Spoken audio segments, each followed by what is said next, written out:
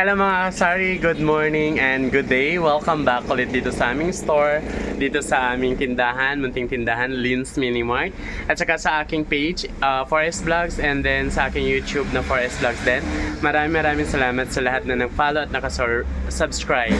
Gusto ko na po i-clarify, no, kasi kanina I received a personal message talaga sa page ko accusing me of scammer. So, never in my entire life akong merong in-scam na tao, no? So, hindi ko nga siya kilala. At the same time, unang bungad pa lang niya, grabe, hindi ko matake. Pero, I hope na maliwanagan siya. Kasi binigyan ko naman siya ng time para magsabi or magpaliwanag kung paano ko siya in-scam. Which is, definitely hindi. Kasi ang puhunan naming mga small-time sari-sari store owner is yung pangalan namin.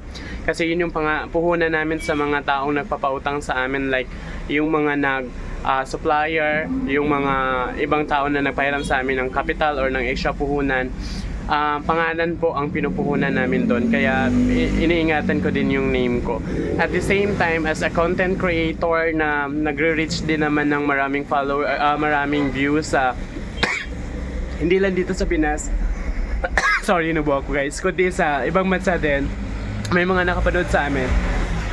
It's hard din na yung pangalan namin ay dudubihan na namin para lang sa I don't know kung ano yung nangyari sa kanya.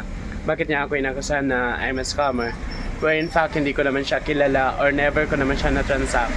Tapos, hindi rin naman ako nag-online selling or etc. na nagtitinda online para mangolekta ng payment. Never in my life na mangolekta ako ng payment sa inyo.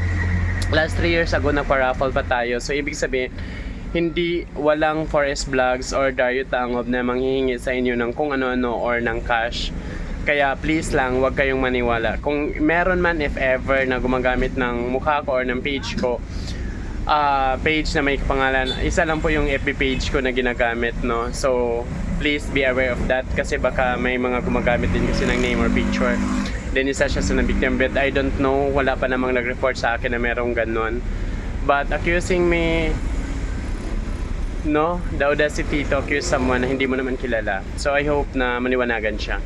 So yun lang guys, gusto ko lang i-clarify kasi as a small sari-sari store owner, puhunan po namin yung name namin. Then as a small vlogger din, ganun din, no? Puhunan din namin yung name, pangalan na nakataya. So yun lang guys, I hope everyone is safe.